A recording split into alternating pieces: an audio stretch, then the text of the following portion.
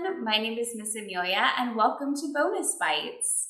Today we're going to be talking about one of my very favorite books, The Phantom Tollbooth by Norton Juster. It is a fantastic story. If you've never read it, I highly recommend it. So we're going to talk a little bit about the book and then we are going to do an activity.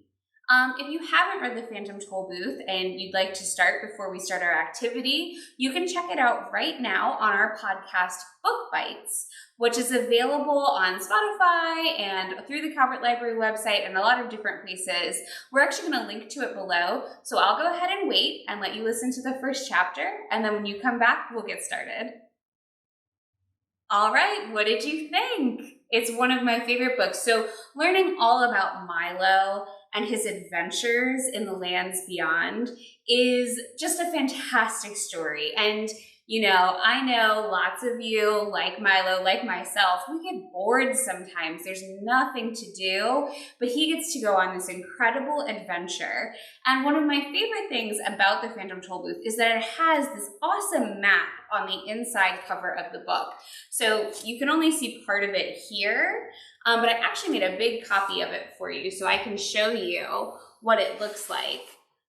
So here is the map.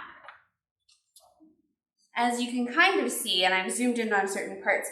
So lots of books have maps in them. And for Milo, his map is really important because he's never been to the lands beyond before. And it's his way to figure out how he's going to go from the toll booth to all of these different places and hopefully eventually get home. But lots of different books have maps. I actually grabbed a couple to share with you. So we just looked at the map from the Phantom Tollbooth. There's also, in the Wolves of the Beyond series, there's a really nice map that the author puts at the beginning. It's got different trees and landmarks on it. Everything is labeled. And then one of the most famous maps from books is if you've ever read The Lord of the Rings or The Hobbit, the maps in those books are incredibly detailed. And show lots of different features and all kinds of things. So what do you think a map needs to be useful? What features might be important to include on a map if you were going to make one yourself? So I have a couple, and like I said, these are blown up from the map of the Lands Beyond from the Phantom Tollbooth. So one of the things that's really important is a title, and they've decorated this title very fancily with all these different swirls going around. And it says, The Lands Beyond, including description of several towns, boroughs, and municipalities comprising the Kingdom of Wisdom. And it also at the bottom here has a scale to show how far different things are on the map apart.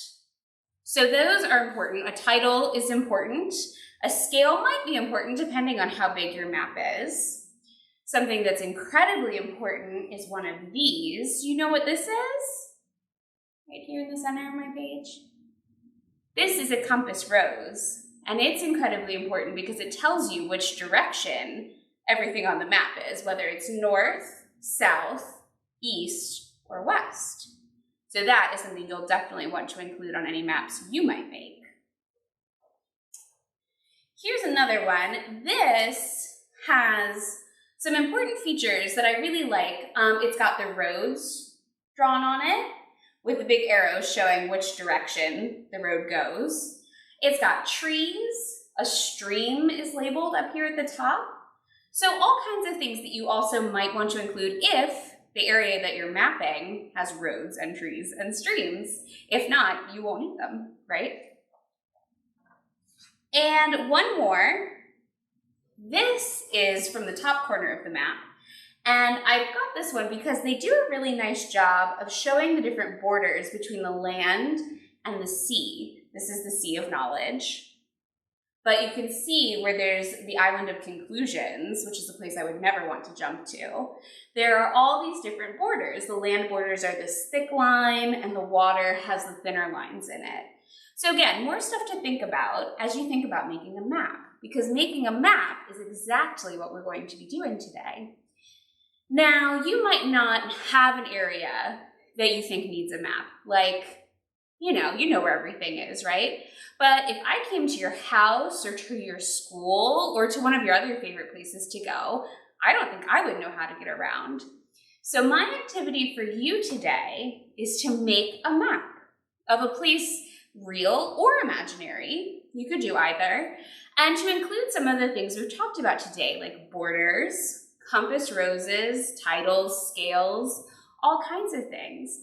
And if you want to know what else might be on a map, I highly recommend going to the library and checking out. We have all those books that I told you about before, but we also have these things called atlases, which can be really, really good. They are full of different maps with different landmarks and different things on them. Highly recommend looking at those if you're going to start map making. So I've made a map here, and I want to show you. This is an imaginary place. I just called it Uptown, and it's actually a city. I know all the maps we looked at are whole countries and different things like that, but this is just a couple of city blocks. So I have West Street labeled here and Main Street labeled here. I drew a playground in this spot. My grocery store is labeled, my dentist office, my chocolate shop. Do you see anything else that we talked about earlier? Got my compass rose, my title. Very good. Excellent. So I would encourage you to go ahead and try making your own map. Maybe you make it of your backyard or your best friend's house or your school. There's so many different things you can make maps of. So what you should do is you should go ahead and read the rest of the Phantom Tollbooth, make an incredible map, and then bring it to the library and share it with us. We would love to see it. All right, that's all the time we have for today. Thank you so much for joining me, and don't forget to check out Calvert Library's social media feeds and websites for more great activities and fun for the whole family. I hope you guys have a great time, and we'll see you again soon. Bye-bye.